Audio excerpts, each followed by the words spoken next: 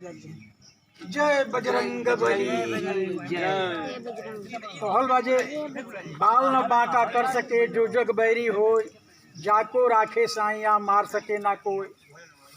ई सब संजोग के बात जरा जब जाए के बाद जाई। काल एकरा के गिर गई संजोग से गाछ पर से, आ गिरला के बाद बंद कुत्ता के धो ले 2-4 गो आदमी बचावे के बहुत प्रयास कई, लेकिन कुत्ता कुछ काट दिले सो।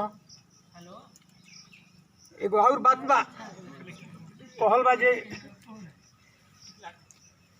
अंत समय जब आई भैया केहू साथ न जाई, आ घर की नारी कौन कहे कि तनकी नारी जाई। आदमी प्रयास कैल इनकर समाज इनके के ले जाओ, लेकिन अंत समय इनकर आ गई तो इनकर समाजो छोड़ के इनका के भाग गई। खैर हमनी का हिंदू बा आदमी, हिंदू धर्म के एगो प्रतीक हो बजरंग बली। जैसे हमनी के धर्म बनता कि अगर गुजर गई तो इनका के दाह संस्कार कर हमनी के फर्ज बनता।